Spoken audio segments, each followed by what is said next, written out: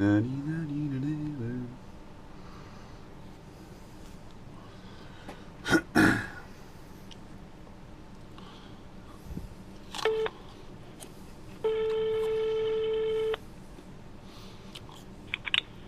Nouvelle-Aquitaine, bonjour. Oui, bonjour, je vous rappelle, on a été coupé tout à l'heure. Ouais, on était en réunion, j'étais sur un portable qui avait plus de batterie, donc comme je n'avais pas vos coordonnées, ne quittez pas, je vous passe Raphaël Bunalès. Merci.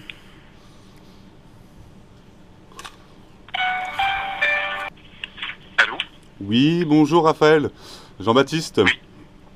Je vous appelle, j'ai quelques questions à vous poser sur... là, je suis en train de regarder le site internet. Oui.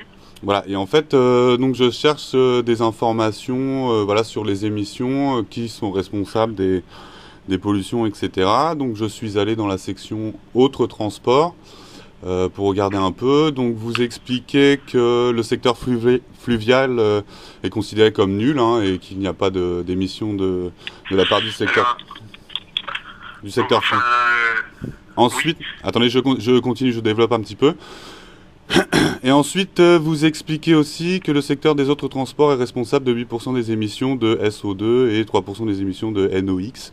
Et que ces émissions sont principalement dues au secteur maritime. Voilà. Alors moi, du coup, j'ai envie de vous demander, déjà, parce qu'il y a pas mal du coup de polluants qui ne sont pas visibles, enfin que je veux dire que vous ne surveillez pas. Donc ça pose peut-être un petit problème parce que moi en fait je m'intéresse à la pollution due au trafic aérien et en fait par exemple là vous n'en parlez pas du tout, du coup je cherche des informations par rapport à ça, la pollution due au trafic aérien, et vous ne visiblement communiquez pas du tout là-dessus. Alors excusez-moi, c'est juste pour savoir parce que j'ai pas forcément suivi.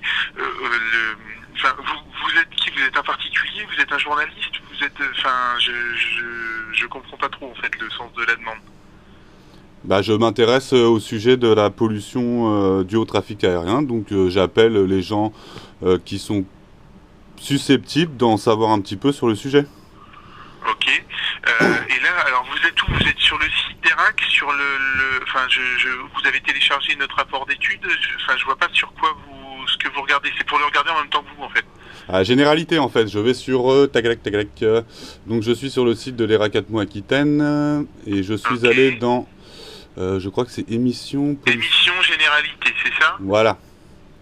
Et après, je suis allé dans le secteur autre transport. Voilà. C'est ça. Ok. Ouais, d'accord. Oui, maritime, ferroviaire, aérien et fluvial. En 2012, les émissions du secteur fluvial en Aquitaine ont été considérées comme nulles. C'est ça?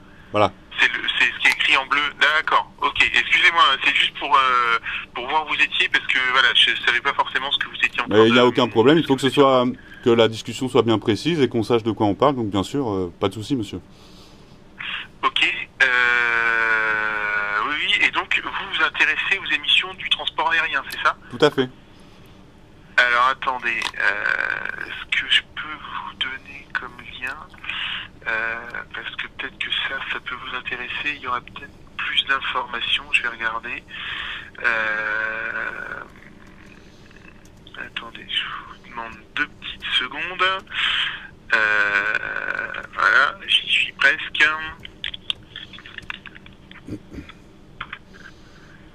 Tac. Alors...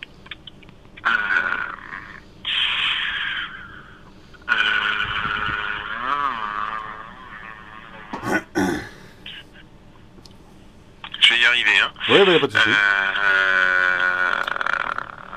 Hop.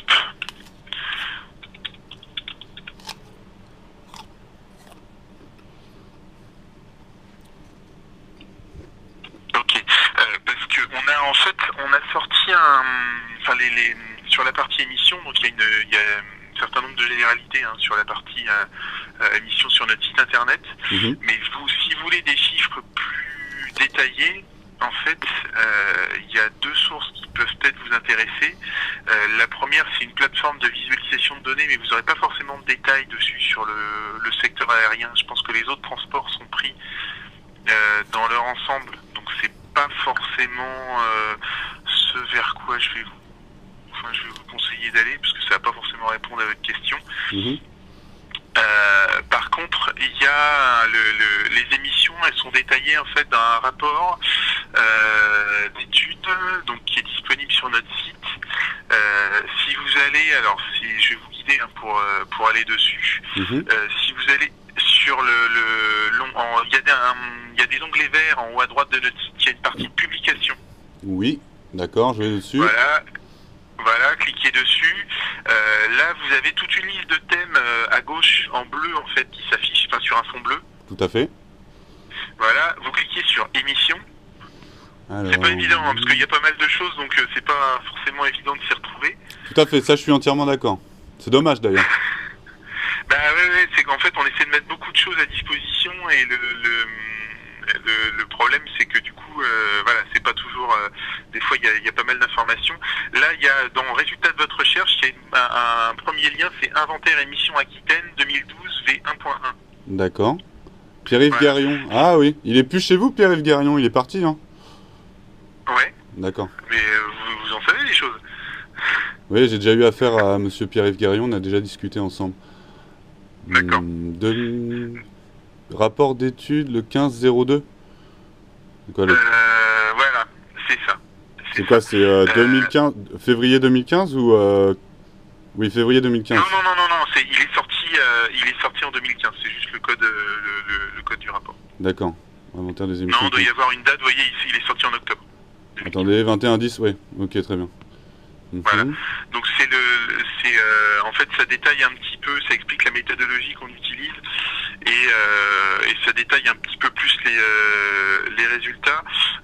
Concrètement, en fait, alors pour en revenir à ce que vous regardiez sur en matière d'émissions, donc sur la partie autres transports, oui, on a bien différents transports donc c'est hors transport routier évidemment. Il y a bien donc le ferroviaire, le maritime, l'aérien, le fluvial, donc qui est considéré comme nul parce que c'est vraiment celui-là, il est vraiment dans l'épaisseur du trait. En termes de, je dis pas que c'est pas un secteur important, je dis en matière d'émissions, en fait, c'est pas forcément le secteur le plus problématique. Sur la partie transport aérien, ce qu'il faut savoir, c'est que les émissions que l'on prend en compte, c'est la méthodologie qu'on utilise, c'est une méthodologie qui est compatible avec les émissions, déclarées au niveau national, et aussi au niveau européen. Donc c'est la méthodologie du CITEPA, je sais pas si vous connaissez.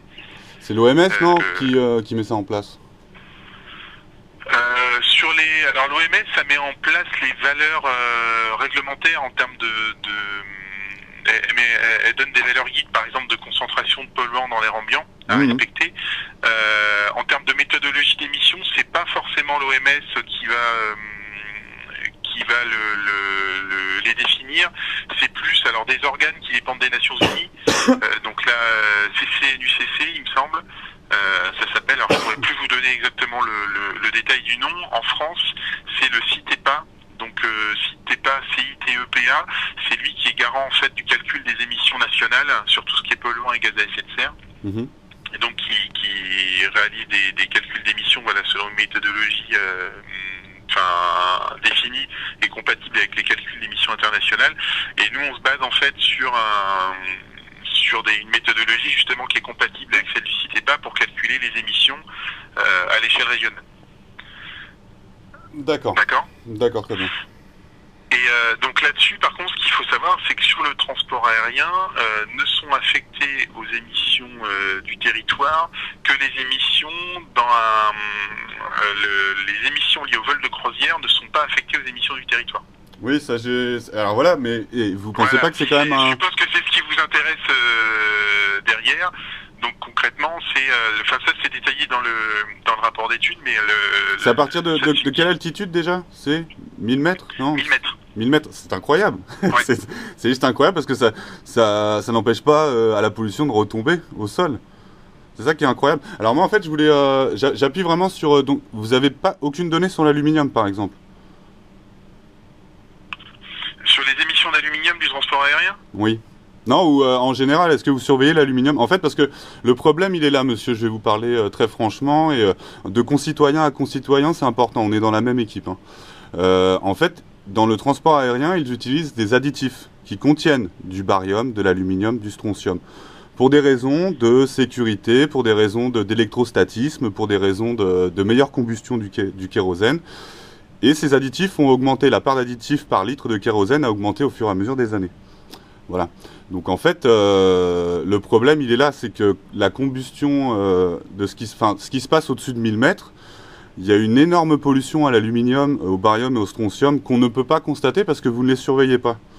Et en fait, tout le monde est touché et le problème est concret et réel en fait. Donc voilà, moi en fait je voudrais bien comprendre, ou ensemble qu'on puisse faire des démarches pour aller de l'avant sur ce sujet-là, parce que l'aluminium est quand même très dangereux pour la santé. C'est un énorme problème sanitaire, donc il faudrait y faire face le plus vite possible en fait. Alors, là-dessus, donc, pour moi, il ne faut pas mélanger deux choses. La première, c'est quand on parle de qualité de l'air, il y a d'une part les calculs d'émissions liés aux activités humaines dans l'air, et d'autre part ce qu'on respire. Sur ce qu'on respire, en fait, nous on fait des mesures. Alors quand je dis nous, c'est les organismes en fait de surveillance de qualité de l'air.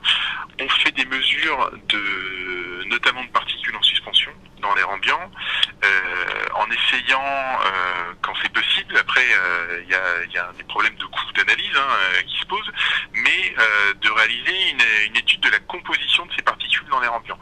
Quand on analyse la composition des particules dans l'air ambiant, on regarde aussi les compositions de métaux, y compris l'aluminium. Mmh. Où est-ce que je pourrais trouver ces résultats du coup? Bah là, il y a des études en fait qui existent qui s'appellent études CARA, il me semble. CARA. C'est pour caractérisation des particules. Donc c'est études de composition des particules dans l'air ambiant. D'accord. Des PM10 dans l'air ambiant. Ok, super. Merci beaucoup.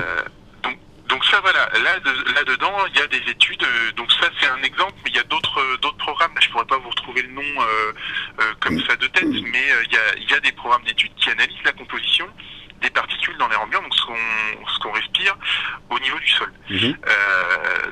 Voilà, là-dedans, on regarde l'intégralité des composés. Après, en termes d'émissions, ce que je vous disais tout à l'heure, c'est que pour les calculs d'émissions, là on a besoin de se référer à des méthodologies qui sont un minimum normées. Et là, dans les méthodologies qui sont proposées, nous, la méthodologie, c'est entre guillemets, c'est pas nous qui la choisissons, quoi. Non, mais bien sûr, de toute façon, je ne vous considère pas comme responsable. De toute façon, dans les statuts de l'association, c'est bien marqué que personne n'est responsable des résultats que vous donnez. Donc ça, c'est pas là, c'est pas là où je veux en venir du tout. Mais c'est que je veux qu'ensemble, on essaye de trouver des solutions pour, par exemple, que l'aluminium soit un polluant réglementaire pour qu'on puisse l'analyser. Parce qu'il il s'infiltre dans les sols, il s'infiltre dans les eaux. J'ai des résultats de l'ARS aussi, par exemple, avant pompage et avant traitement, où on voit des taux d'aluminium qui varient énormément. Donc, il y a un... Et après, il y a tout ce qui est maladies liées à l'aluminium, vu que ça se stocke dans le cerveau, etc., ce genre de microparticules. Enfin, voilà, il y a un énorme problème sanitaire. Et il faut, ensemble, qu'on aille dans le bon sens. C'est important.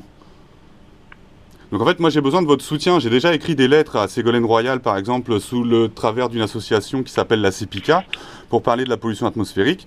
Mais elle considère que les traînées qu'on voit derrière les avions, par exemple, pour ne parler que de ça, pour elle, ce n'est que de la vapeur d'eau. Pour le ministère de l'écologie, ce n'est que de la vapeur d'eau.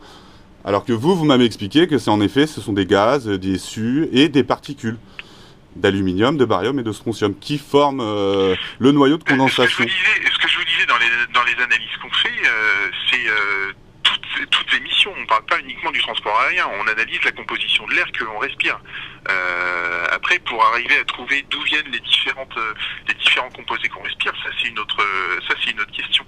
Mais en ce qui concerne les calculs qui sont faits sur les émissions au niveau des avions, nous on n'a pas le pouvoir de modifier la méthodologie qui est mise en place. Là, c'est plus.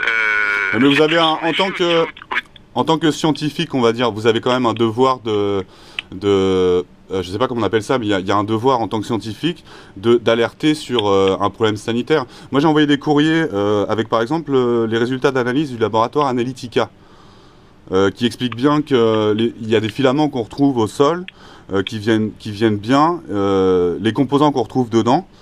Je l'ai envoyé à l'ERA4MO, hein, vous devez encore les avoir dans vos archives. Mais bref, qui explique bien que ces polluants viennent des additifs et de la combustion du kérosène des avions commerciaux. Enfin, des avions en général du trafic aérien. Et voilà, donc il y a des études concrètes aussi sur le sujet. Et donc c'est important de... Moi je vous dis, je vous tiens pas responsable. Je sais que c'est pas vous qui décidez de quoi étudier, etc. Ça vient d'au-dessus et là aussi c'est un problème. Mais c'est qu'on puisse peut-être, vu que vous êtes responsable de la qualité de l'air de 3 200 000 personnes, si vous dites quelque chose, ça aura peut-être plus d'impact, ça pèsera plus dans la balance, vous comprenez ? Ouais, je comprends, mais si vous avez déjà eu Pierre Gagnon à ce sujet, nous, notre position, elle n'a pas changé depuis sur ce sujet-là.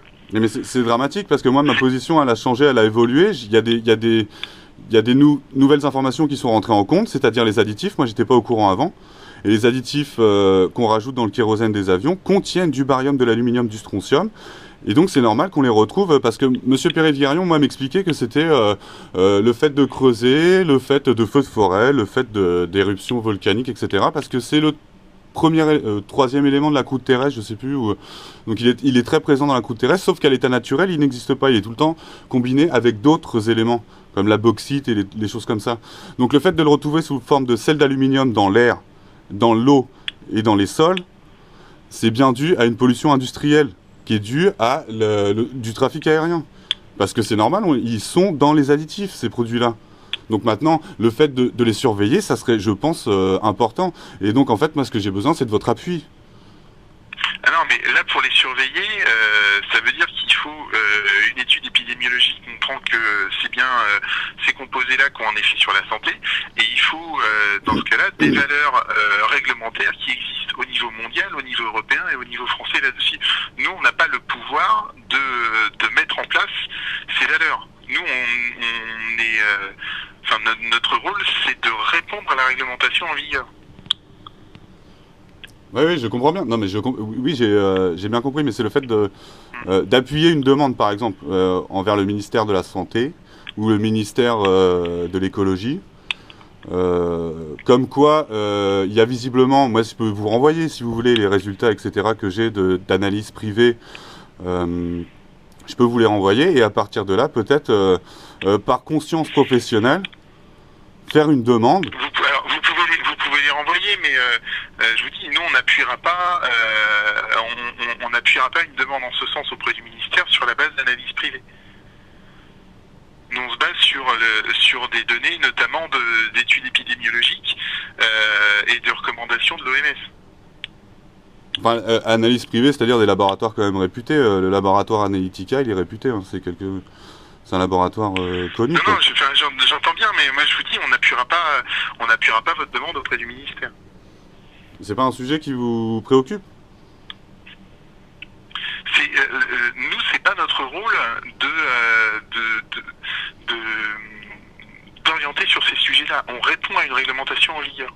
Oui, mais j'ai bien compris ça, monsieur, je sais très bien. Mais après, là, je vous parle pas en tant que responsable d'études de l'ERA4MO Aquitaine, mais en tant que citoyen, par exemple. Mais en tant que citoyen, si vous voulez mon avis, actuellement, on a, par exemple, un pic de pollution de particules en suspension sur la Gironde. Là, moi, je dois essayer d'analyser le pic en cours pour voir si on poursuit ou pas la procédure pour aujourd'hui. Là, c'est mon rôle ce matin. En tant que citoyen, je considère que ce point-là est important. Ce que vous m'indiquez, je suis plus circonspect, je suis désolé. Ça vous paraît pas important? C'est ça que vous voulez dire? Au vu du trafic aérien, au vu du nombre de litres de kérosène et d'additifs cramés par chaque avion, on est face à quelque chose, enfin, ça me paraît être une évidence qu'on est face à une pollution massive, quoi. Pour qu'il y ait une pollution, il faut que les composés qui soient émis aient une durée de vie assez longue et retombent au niveau du sol. Là, les particules Sinon, on peut avoir des problèmes environnementaux potentiels, mais c'est pas forcément les mêmes. Pourquoi nous, les émissions du transport aérien, par exemple, on les considère d'un point de vue pollution de l'air comme uniquement jusqu'à une hauteur de 2000 mètres? C'est parce qu'au-delà de cette hauteur, les composés ne retombent plus au niveau du sol ou sont transformés ou disparaissent et sont transformés avant, ou alors circulent et remontent dans l'atmosphère, mais ne descendent plus au niveau du sol, ne sont plus respirés par la population. Vous connaissez la phrase « tout ce qui monte redescend » ? Pardon ? Vous connaissez bien la phrase de « tout ce qui monte redescend » ? Excusez-moi, non, je comprends pas là. C'est-à-dire que, qu'est-ce que vous pensez que les avions, là-dessus, les gaz et les particules restent en suspension dans l'atmosphère et ne retombent jamais? Non, mais l'ensemble des composés, il a une durée de vie plus ou moins longue, en fait. C'est-à-dire qu'il ne retombe jamais, ça ne retombe jamais, en fait. Un moteur d'avion, ça émet des oxydes d'azote, par exemple. Les oxydes d'azote qui sont émis au-delà d'une hauteur d'une altitude de 1000 mètres ne redescendront pas au niveau du sol, non. Et les particules? Mais les particules peuvent avoir une durée de vie aussi. Hein. De combien de temps? Ça dépend de la nature des particules. L'aluminium, par exemple? Pardon? L'aluminium, par exemple, vous en pensez quoi?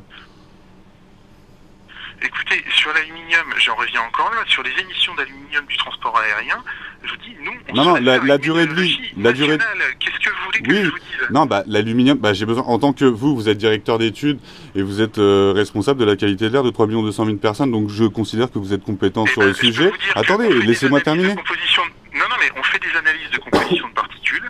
Les niveaux qu'on mesure en termes de concentration peuvent être ponctuellement problématiques. C'est le cas en ce moment au niveau de la Gironde. C'est là-dessus que je travaille depuis ce matin. Et je suis tenu justement de rebosser dessus encore un petit moment, parce qu'en ce moment on a un niveau problématique. La part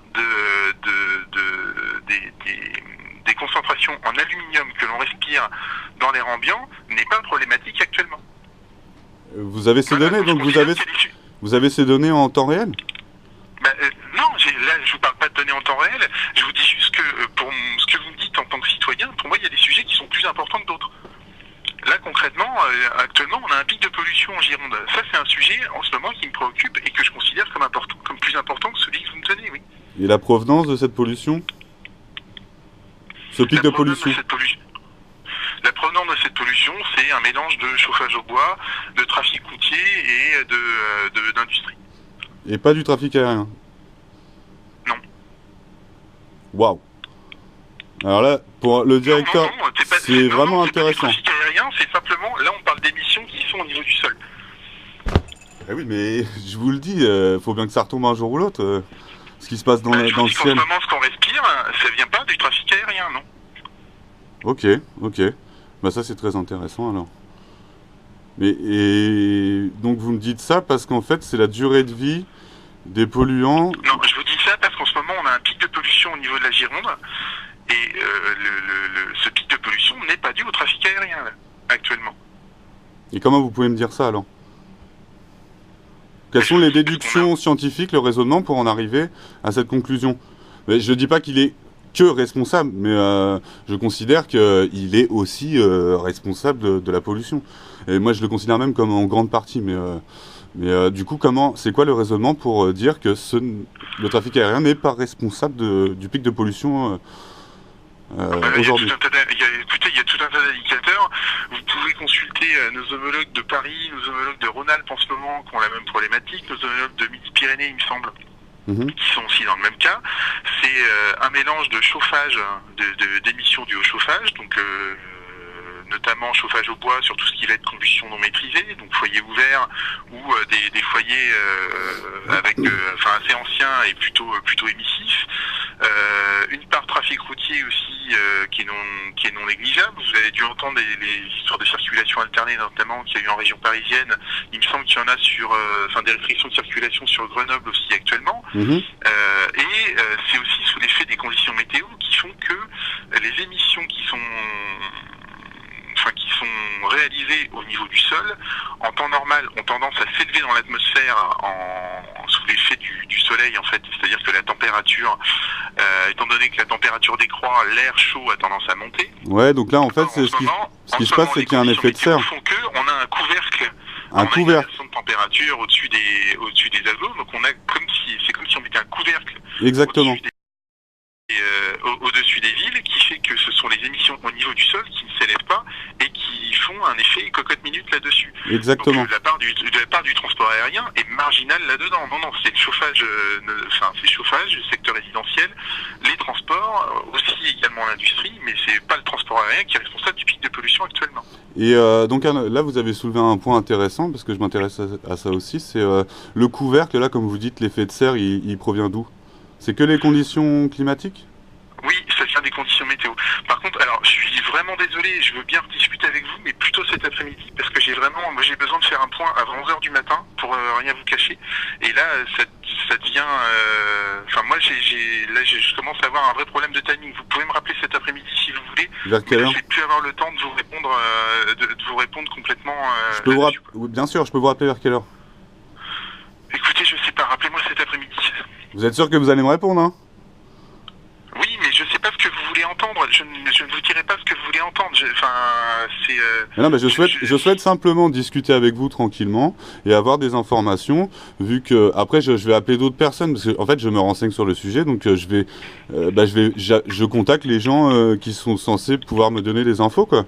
Donc voilà, donc on discute tranquillement. Moi je veux bien, mais je vous donnerai pas plus d'informations que ce que je vous ai donné, tout à l'heure. Ah si, là par exemple, ce que vous soulevez. Les résultats du programme CARA, allez voir un petit peu les informations qu'il peut y avoir, là-dedans, et puis renseignez-vous aussi sur ce sujet-là. Peut-être que c'est des éléments que vous aviez pas encore.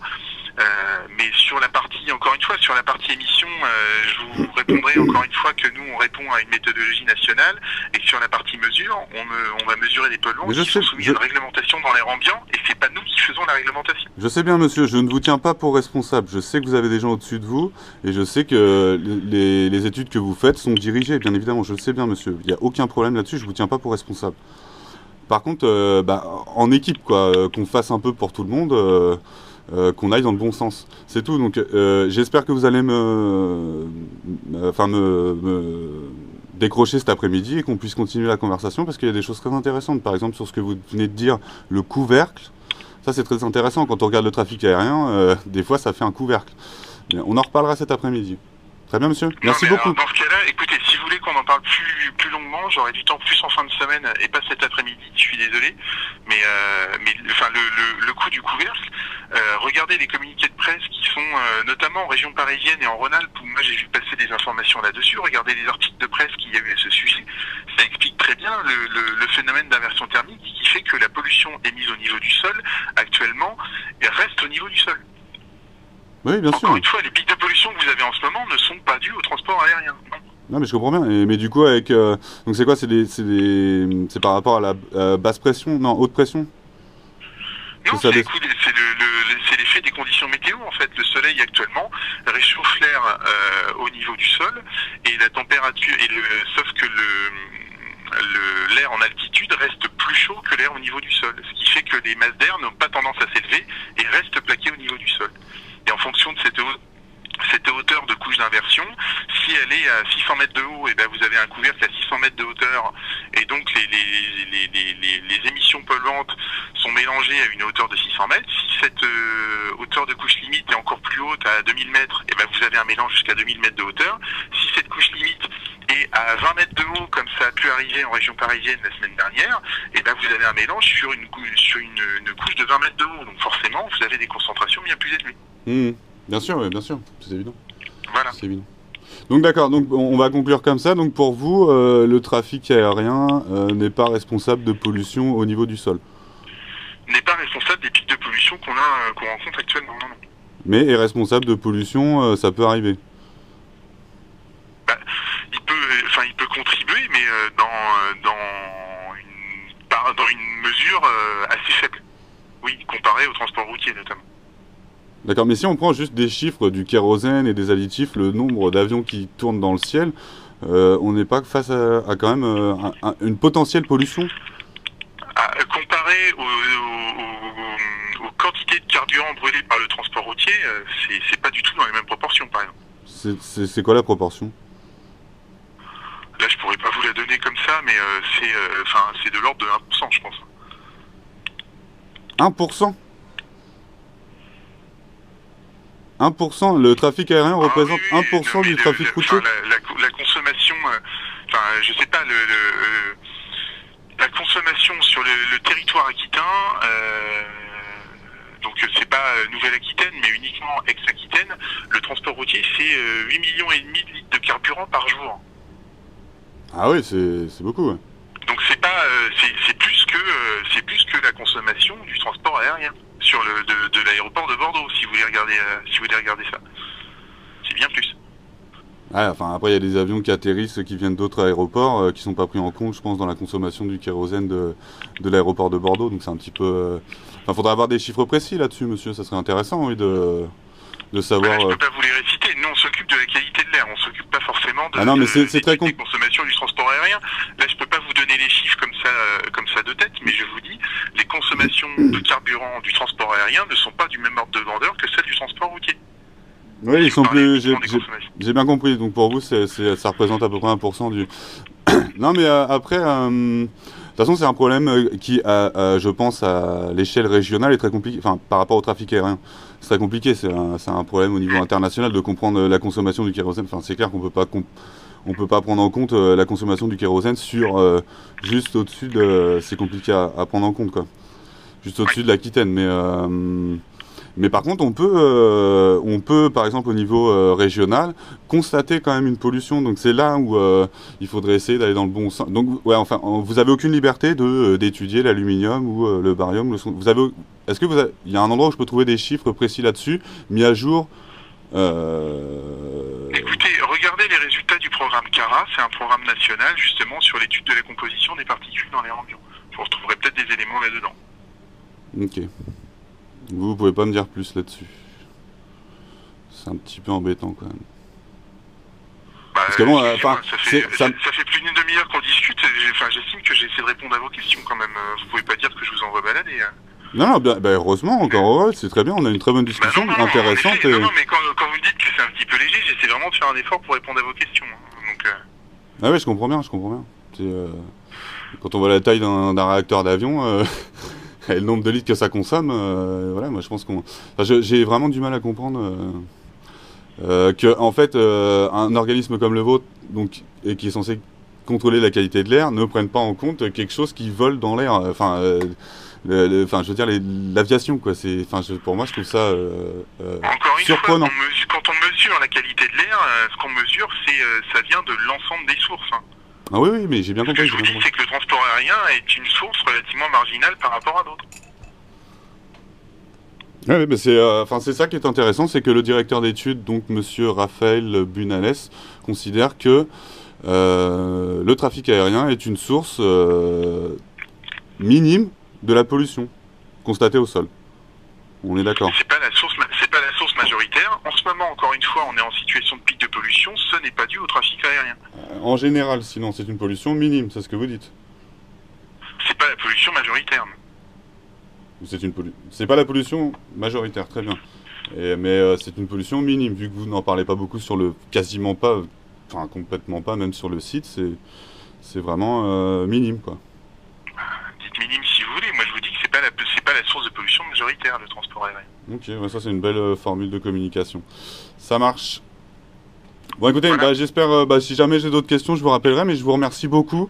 Ça a été très intéressant. Ok, voilà. je vous en prie. Bonne journée et bon courage. Bonne journée.